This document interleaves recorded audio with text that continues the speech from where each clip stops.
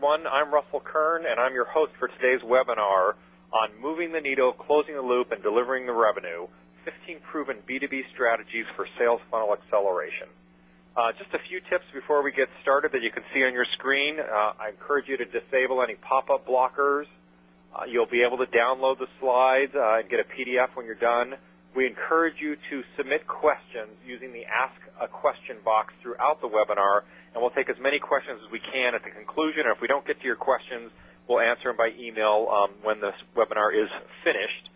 And if you have any difficulties, you can hit the help button or ask a question, and we'll get back to you as soon as we can. With that being said, I'm so excited that you're here to discuss this topic with you on sales funnel acceleration. I have known my guest speakers for literally years, and there is no question they are absolute experts in their field. Leading off today will be Dan McDade. He's an expert in prospect development for B2B companies with complex sales processes. He's the author of the blog, The Truth About Lead Generation. In the middle of the lineup will be myself, Russell Kern. As most of you know, I've spent 25 years dedicated to helping B2B clients fill their sales pipelines with qualified leads and converting them to revenue quickly. And then doing cleanup for us today will be Denny Head. He's my dear friend and colleague. Denny is the recognized expert in closed-loop lead generation management. It's an information-packed webinar we have for you today, so let's get right to our presentation. Dan, you're up.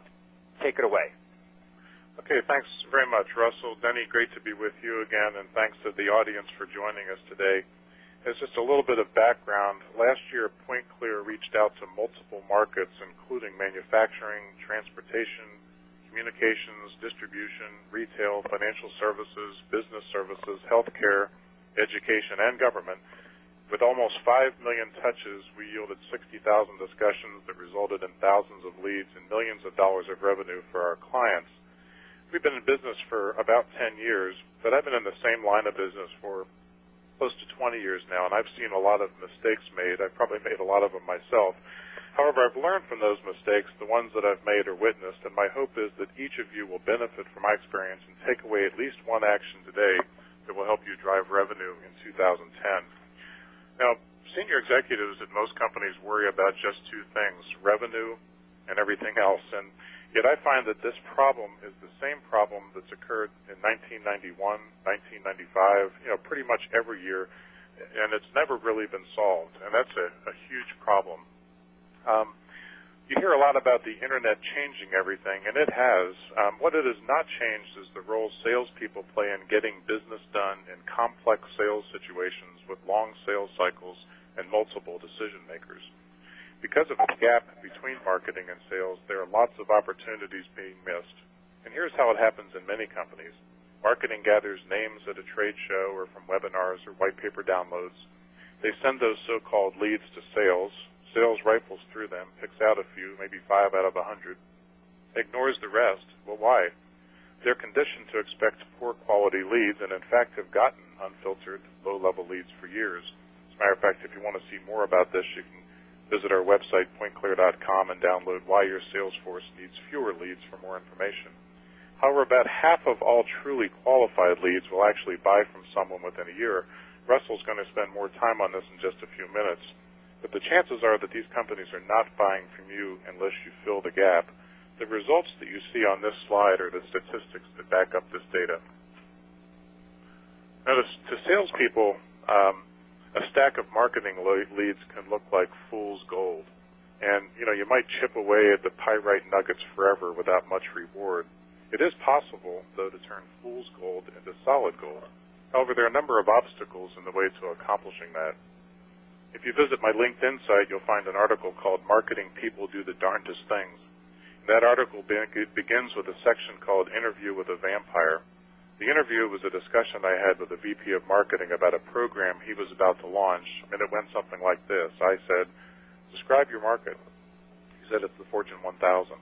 Describe your solution.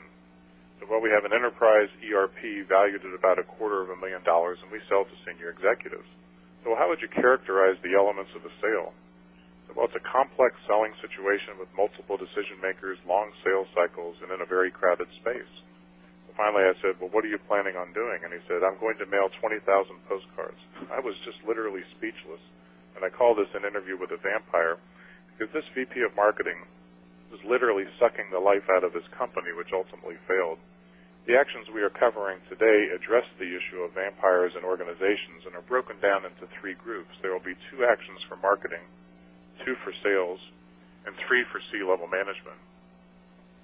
In 1885, William Lever of Lever Brothers said half of the marketing money that you spend is wasted. The trouble is you just don't know which half. And unfortunately, in many companies, substantially more than half of its marketing investments are wasted. One of the biggest areas of waste is spending money marketing to contacts in companies that are not qualified and doing it multiple times. Let's assume that those tasked with following up on leads did so comprehensively, and that's a little bit of a stretch. They would find that about 5% of most lead lists could actually be described as a qualified opportunity. I found over my 10-plus years that the range is 3 to 7%, but I use 5% to make the math easier. Now, let's say we aren't satisfied with our results and we want to build a model to evaluate various prospect segments and improve results. Some of the discriminating characteristics that go into building a model are things like SIC, the revenue or number of employees, geography, environment, growth, source of the name, age of the name, the level of the decision maker. With just a little work, you can add some or all of this information to your lists and intuitively rank the audiences from those that are most likely to be prospects that are those that are least likely. I sometimes refer to this as deciding to drill for less expensive barrels of oil and not drilling for oil that costs more to get than you can sell it for. Note that after we enhance our list and evaluate what we have and build a model, the results can be stratified as in the table shown on this slide. As you would expect, the total results and the results at the midpoint are 5%. However, the top 3 segments are 40% better than the whole, meaning that you could spend 60% of the dollars and generate 84% of the results, or you could actually spend 100% and get 160% in return. Now, that's a powerful justification for segmentation and focus. Recently, after the data enhancement step, I culled through a list of about 1,200 webinar registrants and selected 176 that best fit our target. Those 176 are receiving our full court press. The rest are being marketed to using less expensive media. Personally, I would rather put 5 times the effort against the best list segments than spread the effort across all the segments, and so should you.